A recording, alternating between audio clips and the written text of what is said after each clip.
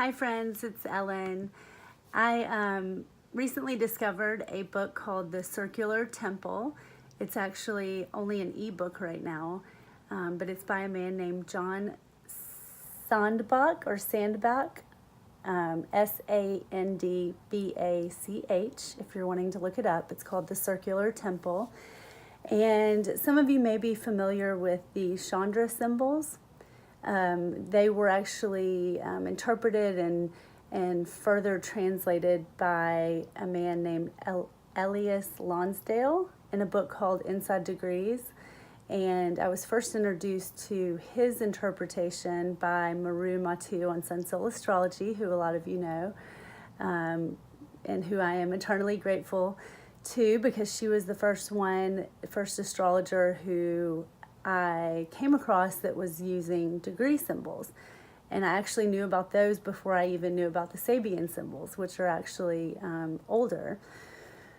So anyway, a few nights ago, I was looking up degree symbols, and I did not realize that Elias Lonsdale was not the one who channeled these degrees. It was actually a man named John Sandbach. That's the pronunciation I'm going to go with.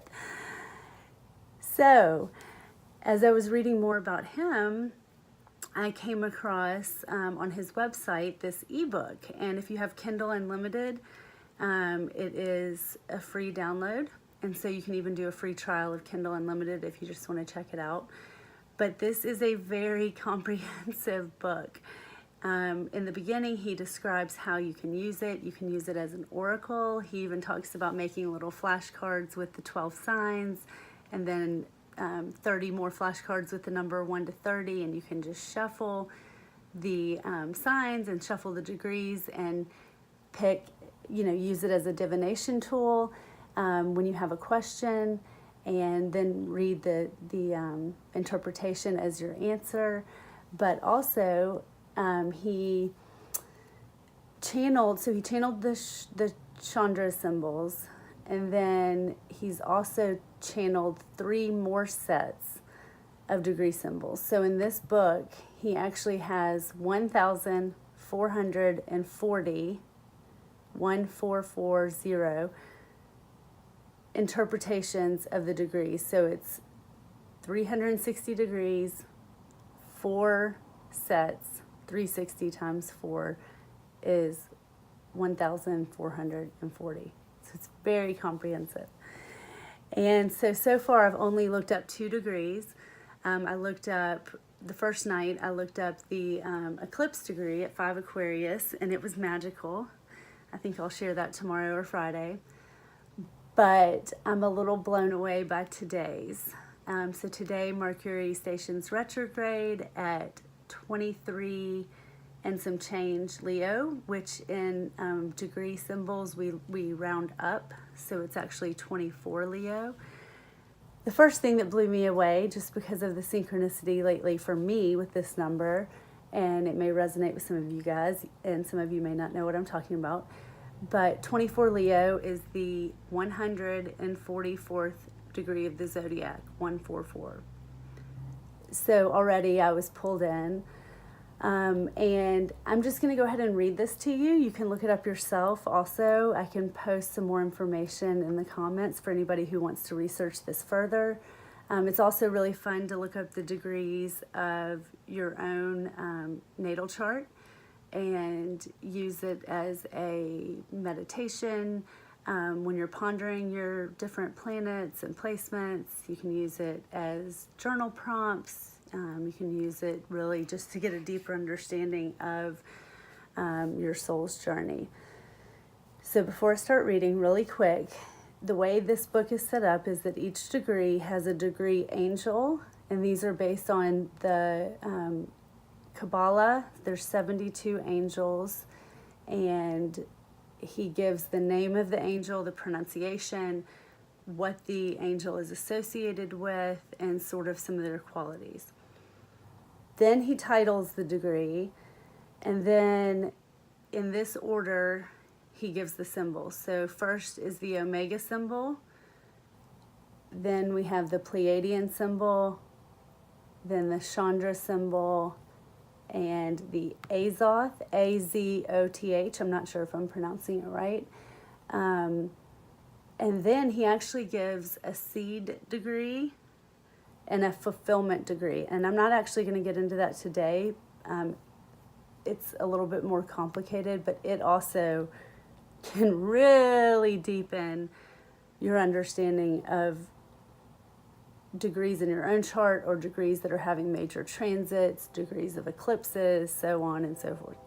So it's just an endless journey. It's the kind of stuff that I love.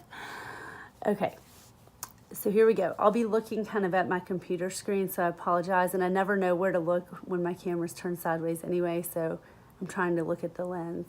Hi. Okay, here we go. Leo 24.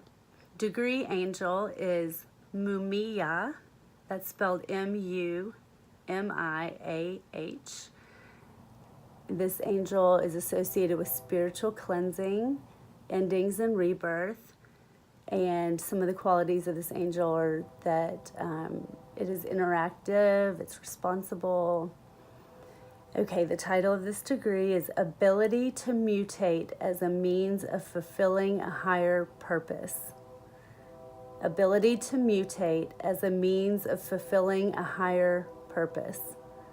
So right there, I mean, with what this angel is associated with cleansing, purifying, ending, birthing, you know, this endless cycle of death and rebirth that we go through, and spiritual transformation, I think it's really what is being felt by many right now. So I think, of course, as always, this is just further confirmation for us.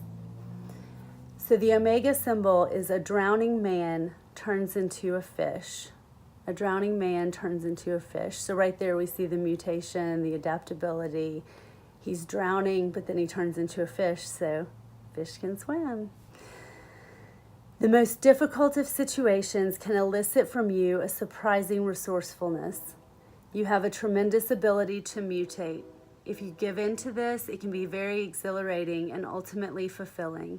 If you struggle against it and rigidly try to hold on to what is no longer needed, suffering will inevitably be the result. And immediately what comes to me when I read that is the quote about, you know, pain is inevitable, but suffering is optional. So it's like, sure, it can be painful to let go of things that no longer serve you. There can be sadness or grief or disappointment or things we need to process. And it's okay to feel that pain. It's okay to feel any feelings that come up when we let go of things. But ultimately, by feeling it, we don't have to suffer. And the suffering comes from the resistance and the holding on and the refusal to move in the direction that your soul or your higher self is asking you to move in life. And that can be in any area of life: career, relationships, self-expression, really whatever is relevant for you. And astrologically, you might want to tune in with this to where the Mercury retrograde is happening, what house it's in your natal chart, because that might be what you want to focus on when you think about this passage that I just read, if you think about it further. Okay, so the Pleiadian symbol is an artist with wild hair in clothing covered with paint. Focus on creative tasks and the rejection of all trivialities and meaningless details when one is inventing.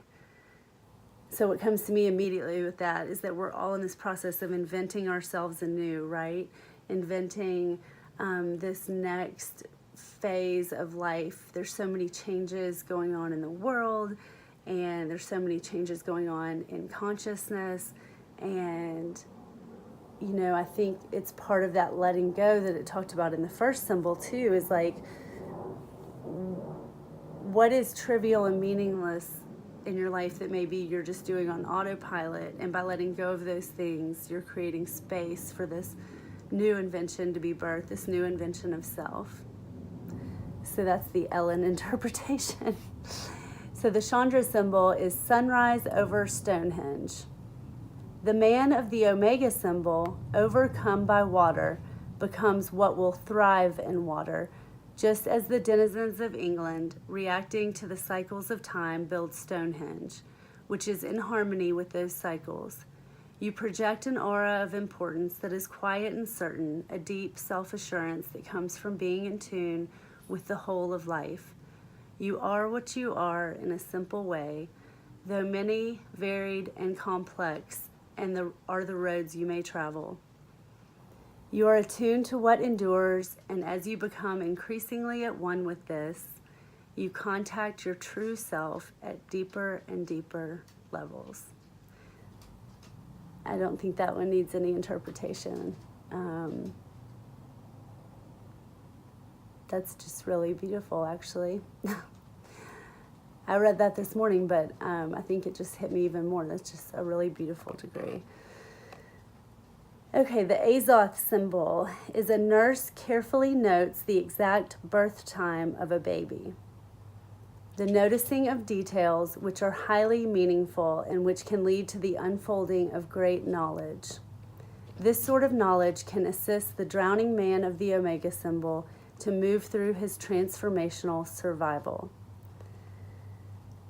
So I'll just share for me personally, the synchronicities have just been ramping up so much in the past couple of months. And to me, it has done exactly what this says by tuning into those details, by noticing, lyrics to songs or numbers on license plates. I feel like I am tuning into this language of the unspoken, of the higher realms, sort of these universal symbols, and through number and through sound and music.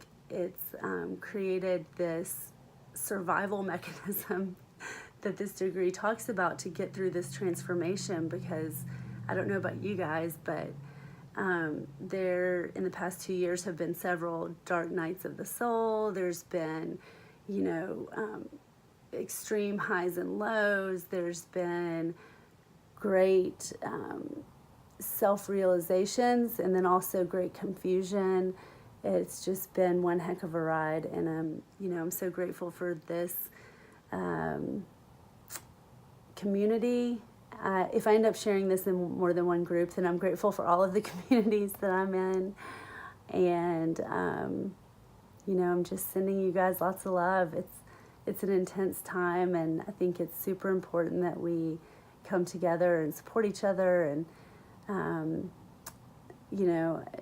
I wish I could be in these groups every day and learning and supporting, and sometimes life gets busy and I can't be on as much as I'd like, but I am going to come back and do another video about the eclipse degree, because it is epic.